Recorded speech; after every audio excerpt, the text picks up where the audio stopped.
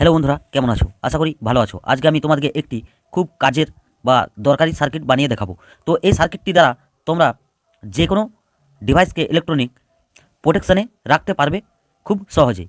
মানে আমাদের যখন বাড়ির মধ্যে কারেন্ট চলে যায়, তারপরে কারেন্ট আসার পর আমাদের কারেন্টে ভোল্টেজ কম বেশি হয়। তো সেই কারণে আমাদের যে কোনো ইলেকট্রনিক ডিভাইস খুব সহজে খারাপ হয়ে যেতে পারে। তো এই সার্কিটটি তোমরা যে কোনো ডিভাইসে ব্যবহার করলে কারেন্ট এলে বা চলে গেলে তোমাদের যে কোনো ডিভাইস খারাপ হবে না। মানে এই সার্কিটটি দিয়ে তোমরা কারেন্টকে কিছু সময়ের জন্য স্টপ করে দেবে।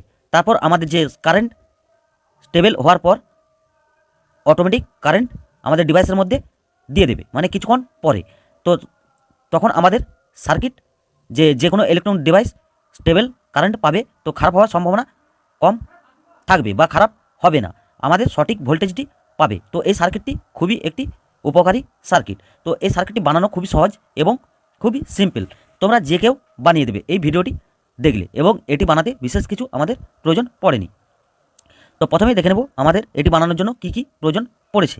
তো প্রথমেই তোমরা দেখতে পাচ্ছ একটি NE555 আইসি প্রয়োজন পড়েছে। তো এটি যে কোনো ইলেকট্রনিক দোকানে পেয়ে যাবে তোমরা খুব কম দামে এবং খুব সহজে।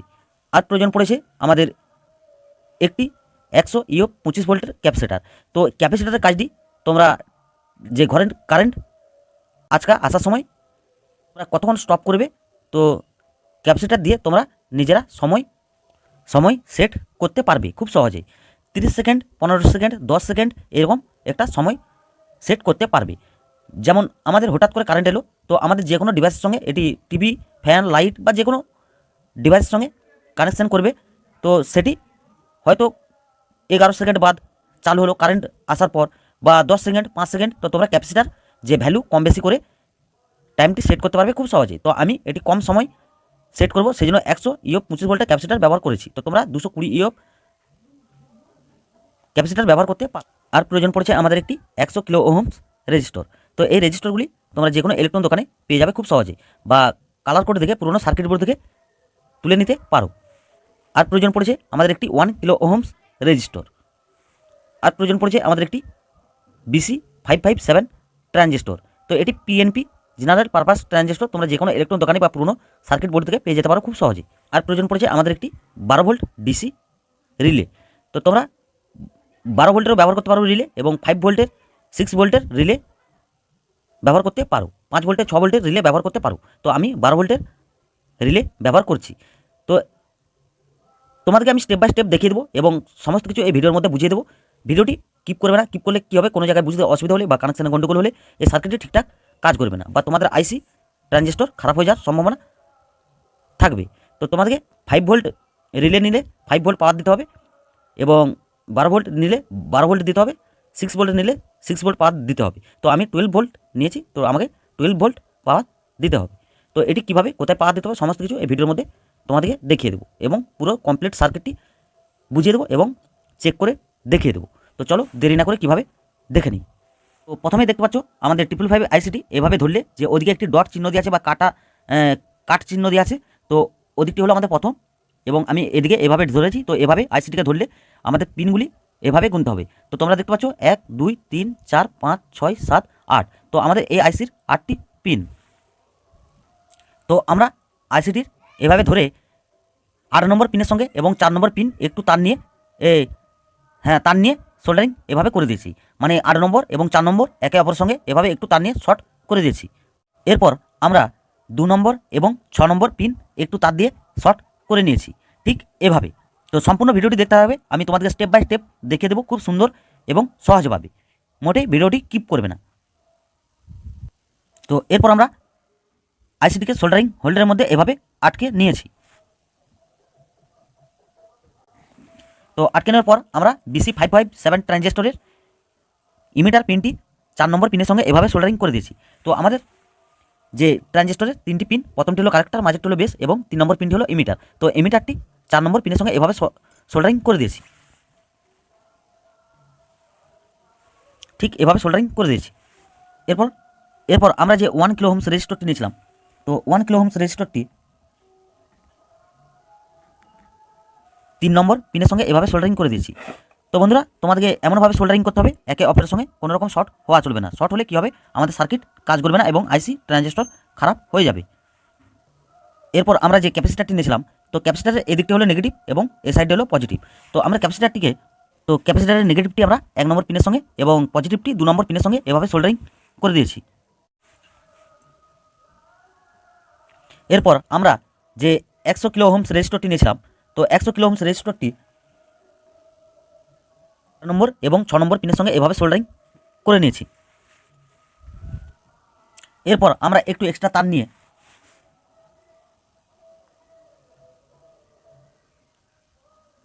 1 কিলো ওহমস রেজিস্টরের মধ্যে এবং ট্রানজিস্টরের বেসের মধ্যে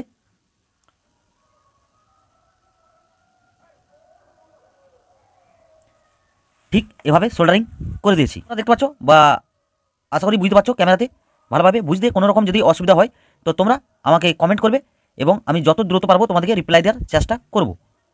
এরপর আমরা একটু এক্সট্রা তার নেব। তো এক্সট্রা তার নেওয়ার পর যে 12 ভোল্ট পাওয়ার সাপ্লাই দেবো আমরা রিলেতে, তো 12 ভোল্ট নেগেটিভটি হবে আমাদের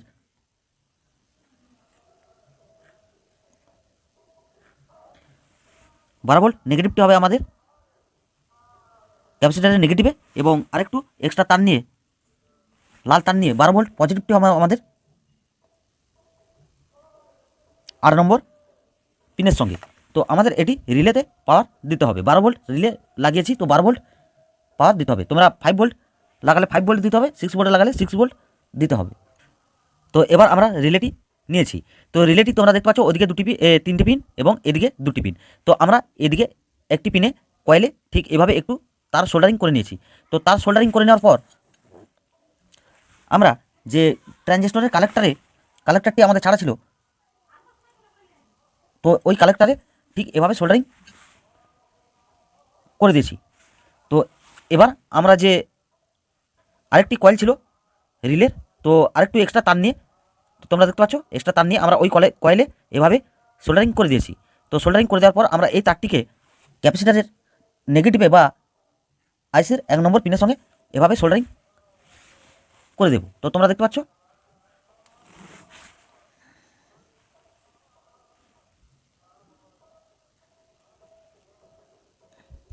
ঠিক এভাবে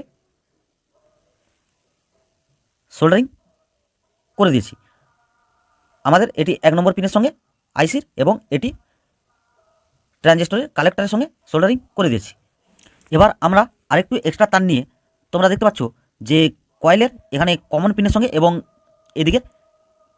এদিকের এই পিনটির সঙ্গে সোল্ডারিং করে দিয়েছি। তো আমাদের এই দুটি তার 220 ভোল্ট এসি যে সুইচের মতো কাজ করবে, অন অফ সুইচের মতো কাজ করবে। তো এখানে একটি সোল্ডারিং করে নিয়েছি এবং আমাদের যে মিডল পিনটি ছিল সেখানে একটি সোল্ডারিং করে নিয়েছি। তো আশা করি তোমরা বুঝতে পারছো। তো একটু জায়গার মধ্যে বা ক্যামেরার মধ্যে তোমাদেরকে দেখাতে বোঝাতে অসুবিধা একটু হচ্ছে, তো তোমরা ভিডিওটি মনোযোগ সহকারে দেখবে এবং যেভাবে কানেকশন করছি আমি ঠিক স্টেপ বাই স্টেপ সেভাবে কানেকশন করবে। এটি অবশ্যই কাজ করবে এবং 100% কাজ করবে।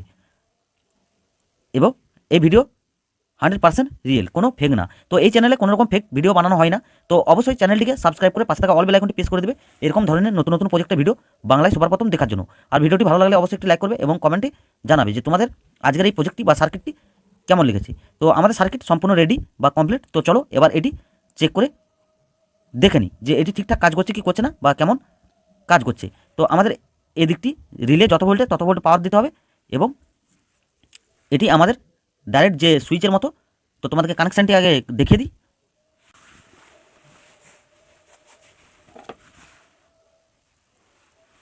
তো তোমাদেরকে এটি চেক করে দেখানোর জন্য আমি একটি 220 ভোল্টের এলইডি নিয়েছি। তো তোমরা 220 ভোল্টের যে কোনো ডিভাইস এটি দিয়ে কন্ট্রোল করতে পারবে খুব সহজেই।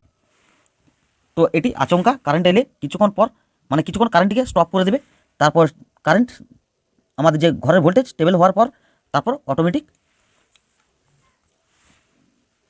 চালু হয়ে যাবে, কিছু সেকেন্ড বাদ অটোমেটিক চালু হয়ে যাবে। তো আমি 220 ভোল্টের এদিকে একটি কানেকশান করে দিচ্ছি। তো তোমরা যে কোনো একদিকে একটি কানেকশান করবে এবং আমাদের এই দুটি তার ডাইরেক্ট 220 ভোল্টে লাগাতে হবে, এই তারটি এবং এই তারটি। তো আমি লাগিয়ে নিই।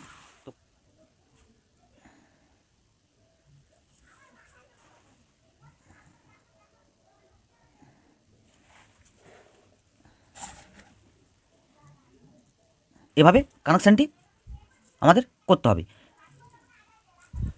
তো আমাদের এই সার্কিটটি 220 ভোল্টে যেহেতু চলবে, কারণ শক লাগার ভয় থাকবে, তো এটি যে কোনো একটি ক্যাবিনেটের মধ্যে তোমরা ব্যবহার করবে, কারণ 220 ভোল্ট কারেন্ট লাগতে পারে। তো এভাবে ঠিক কানেকশান করে নিয়েছি। তো রিলের কমন পিনের সঙ্গে এবং যে এদিকের একটি পিনের সঙ্গে সোল্ডারিং করেছিলাম, তো আমরা ঠিক এভাবে সোল্ডারিং করে নিয়েছি। তো চলো এবার এটিতে পাওয়ার দিয়ে চেক করে দেখে নিই। তো এই সার্কিটটি কাজ না করলে তোমাদেরকে এদিকের কানেকশানটি উল্টোপাল্টা করে দেখতে হবে। তো আমি এদিকে দিয়েছিলাম, তো কাজ করছিল না ঠিকঠাক, তো আমি এদিকে কানেকশানটি করে দিয়েছি। তারপর যা কানেকশান দেখেছি সব একই থাকবে। তো আমি ব্যাটারিতে পাওয়ার দিয়েছি, এটাই ব্যাটারিতে পাওয়ার দেওয়া চলবে না, এটি ডাইরেক্ট অ্যাডাপ্টারে পাওয়ার দিতে হবে। তাহলে আমাদের কারেন্ট আসার সঙ্গে সঙ্গে এটিতেও কারেন্ট আসবে। ব্যাটারিতে দিলে কী হবে, সবসময় এটিতে কারেন্ট থাকবে। তো তোমাদেরকে দেখিয়ে দিই। তো আমরা এখন যে এদিকে 220 ভোল্ট এখানে লাগিয়ে নিয়েছি, কিন্তু এদিকে আমাদের 220 ভোল্ট নেই। তো আমরা যখনই অ্যাডাপ্টারে বা এদিকে 12 ভোল্ট পাওয়ার দেবো, তো তোমরা দেখতে পাচ্ছ আমি এখন পাওয়ার দিয়েছি।